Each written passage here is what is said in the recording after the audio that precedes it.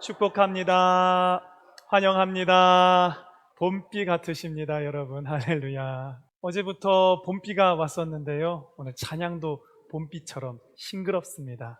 작년에 저희 아버지 돌아가실 때 제가 돌아가시는 임종을 옆에서 보지를 못했습니다. 저희 아버지의 유언은 뭐였을까? 사랑해, 사랑해, 사랑해, 사랑해, 사랑해, 사랑해 세 번을 하신 겁니다. 종려 주간을 맞으면서 우리 예수님은 그럼 어떤 유언을 남기고 십자가에 오르셨을까? 유언하고 남겨놓으신 것은 없었는데요. 오늘부터 시작하는 종려주일, 그리고 예수님 생애의 이 마지막 한 주, 이 기간 동안 제자들에게, 백성들에게, 그리고 오늘을 살아갈 우리들에게까지 말씀하시고 행동하시고 사건을 통해서 보이셨던 그 모든 의도들이 예수님의 유언이겠구나. 저는 오늘 이 말씀 가운데서 특별히 예수님의 그 유언, 예수님께서 우리에게 남기신 말을 생각할 만한 세 가지 사건을 가지고 왔습니다. 첫 번째 사건은 예루살렘 성에 입성할 때의 사건입니다. 8절 말씀 보시겠습니까? 무리의 대다수는 그들의 겉옷을 길에 펴고 다른 이들은 나뭇가지를 베어 길에 펴고, 여러분 여기에 사용되었던 나뭇가지가 종려나무입니다. 그래서 우리가 종려주의를 지키고 지내고 있는 겁니다. 더 나아가서 9절 말씀 보십시오. 앞에서 가고 뒤에서 따르는 무리가 소리 높여 이르되 호산나 다윗의 자손이여 찬송하리로다 주의 이름으로 오시는 이여 가장 높은 곳에서 호산나 하더라. 무리가 뭐라고 외칩니까? 호산나. 우리말로 풀이하면 원하건대 우리를 구원하여 주시옵소서. 영광의 왕이 오신다는 거예요. 자기네들을 오랜 시간 로마의 압제로부터 벗어나게 해줄, 전쟁을 통해서 회복시켜줄 왕이 온다는 겁니다. 근데 여러분, 이거는 어디까지나 백성들의 마음, 예수님의 마음은 전혀 달랐다는 거죠. 5절 말씀, 겸손하여 낙이 곧 멍에 매는 짐승의 새끼를 탔도다 하라 하였느니라. 예수님의 마음이 표현되어 있는 한 단어 꼽아보라면 낙이 새끼가 아마 그 한 단어일 겁니다. 낙이 새끼는 뭘 의미합니까? 온유하고 겸손하고 힘없고. 여러분, 낙이는 사람을 태우는 짐승이 아닙니다. 무거운 짐을 지는 짐승입니다. 자기보다 더한 무게를 버티면서 끈질기게 빠르지는 않지만 목적지를 향해서 터벅터벅 걸어가는 짐승이 낙이 새끼입니다.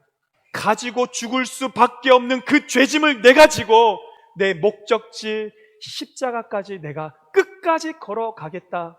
예수님은 그들을 구원할 왕으로, 평화의 왕으로, 겸손의 왕으로, 가장 연약한 왕으로 그들 가까이에 다가오셨더라라는 것입니다. 예수가 자기가 원한 예수가 아니라는 것을 알게 됐을 때 마태복음 27장 22절에 어떻게 돌변하냐 하면, 빌라도가 이르되 그러면 그리스도라 하는 예수를 내가 어떻게 하랴? 사람들이 뭐라고 외칩니까? 그들이 다 이르되 십자가에 못 박혀야 하겠나이다. 너희의 됨됨이가 무엇이든지 죄악이 어떠하든지 나는 너희의 죄짐을 지고 끝까지 이 길을 걸어간다. 여러분, 이 속에서 예수님이 보이신 유언의 말씀과도 같은 것이 뭘까요?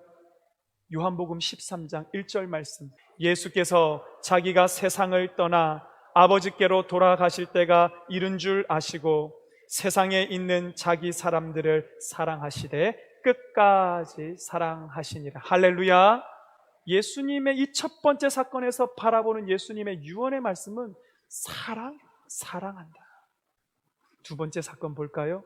세족식의 사건을 가지고 왔습니다. 예수님께서 제자들의 발을 씻어주신 이 사건은 요한복음 13장에만 기록되어 있습니다.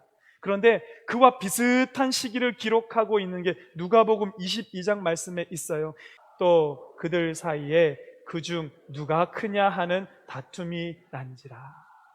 예수님은 지금 자기의 죽음의 길로 가겠다고 하는데 그 곁에서 예수님이 나중에 왕이 되면 누가 좌우를 차지하고 누가 가장 가까이에서 예수님을 모실 것인지 제자들이 어이없게도 그 다툼을 하고 있었다라는 것입니다.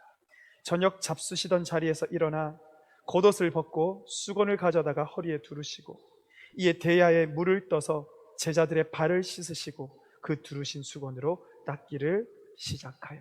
전해지는 이야기에 따르면 예수님의 제자들 사이에는 종도 없고 상전도 없었기 때문에 서로가 서로의 발을 씻었다는 겁니다. 그러나 이날 마지막 만찬이 있었던 날만큼은 서로가 아무에게도 발을 씻어줄 생각을 안 하는 겁니다. 왜요?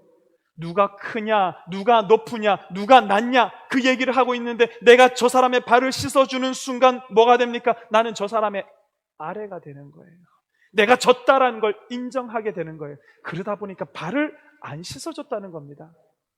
하루 종일 흙먼지 바닥을 구르고 땀 흘리고 냄새나고 지저분한 그 발이 내 머리 뒤에서 냄새를 풀풀 풍기고 있는데도 아무도 일어나서 발 씻어줄 생각하지 않고 있던 그때에 예수님께서 일어나서 마치 종이 하는 것처럼 수건을 허리에 두르고 제자들의 발을 씻어주기 시작하셨다라는 겁니다.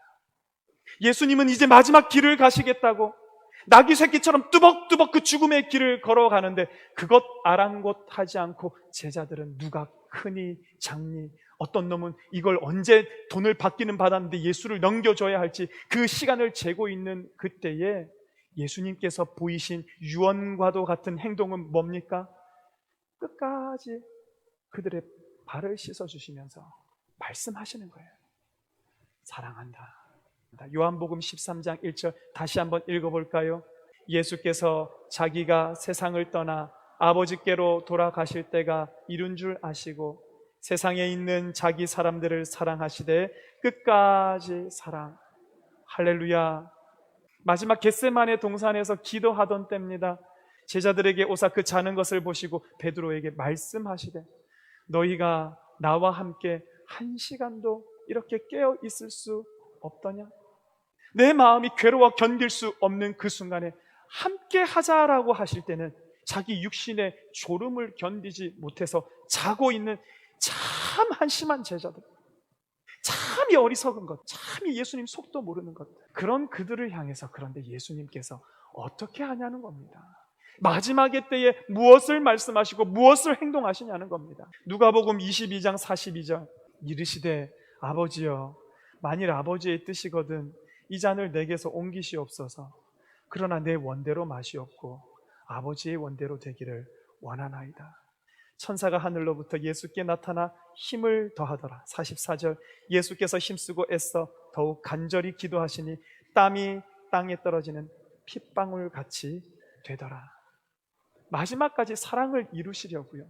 자기도 가기 힘든 그 걸음을 옮기시기 위해서 땀이 핏방울이 되기까지 예수님께서 기도하시고 아버지 하나님은 천사를 보내서 힘을 더해서 그 기도를 하시도록 붙잡고 있는, 설교 말씀만 들어도 하나님 사랑 사랑 사랑, 큐티를 해도 사랑 사랑 사랑, 하나님 얼마나 많이 말씀하시는지 몰라. 그런데 그게 오늘 나를 살게 만들어주지 못한다면, 그게 오늘 내 삶의 결정적인 힘과 능력으로 예수님의 유언으로 받아들여지지 않는다면 왜 그럴까 생각해 봤더니 우리 삶의 목적과 초점이 잘못되어 있더라라는 거죠. 지위, 성공, 권세 이런 것이 우리 삶의 초점이고 우리 삶의 목적인 사람이 예수님의 인생을 보면 어떻겠습니까? 실패한 사람이죠. 하나님이 나를 사랑하시는 그 사랑에 내 삶의 초점을 맞춘다면 예수님의 인생이 어떻게 보일까요? 하나님이 그에게 맡겨주신 사람 단 한 사람도 잃지 않기 위해서 그들을 사랑하시되 끝까지 십자가를 지시기까지 자기 생명 다하시기까지 사랑한, 사랑에 성공한 구원자 예수가 보이게 되더라. 할렐루야. 우리가 사랑의 초점과 목적을 두면 하나님의 사랑이 내 인생을 살아가게 만드는 그 핵심이 된다면 오늘 예수님처럼 부하나 가난하나 가졌으나 못 가졌으나 높으나 낮으나 성공했으나 실패했으나 아무 상관없이 사랑에 성공한 하나님의 아들 그 자체로 성공한 예수 그리스도가 된다라는 것입니다. 너를 사랑한다 사랑한다 사랑한다에 초점 맞출 때에 비로소 우리의 귀에 예수님의 유언이 사랑해, 아들아 사랑한다, 딸아 사랑한다, 끝까지 사랑한다, 그 음성이 들리는 저와 여러분 되시기를 주님 이름으로 간절히 축원합니다. 죽어가던 영혼들이 나를 사랑하시는 하나님 때문에 살아나게 되고요, 실패한 영혼이 나를 사랑한 하나님에 대한 확신이 있기 때문에 다시 일어설 수 있게 되고요. 사탄이 병마가 그 무엇이 우리를 삼키려고 죽이려고 할지라도 하나님이 나를 사랑하신 그 확신 때문에 오늘도 맞서서 싸우고 이겨낼 수 있는 우리의 귀한 능력이 된다라는 것입니다.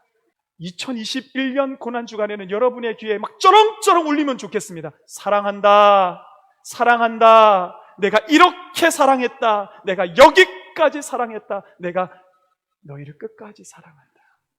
우리 그런 고난주간, 주님과 함께하는 고난주간 보내시는 저와 여러분 되시기를 주님 이름으로 축원합니다.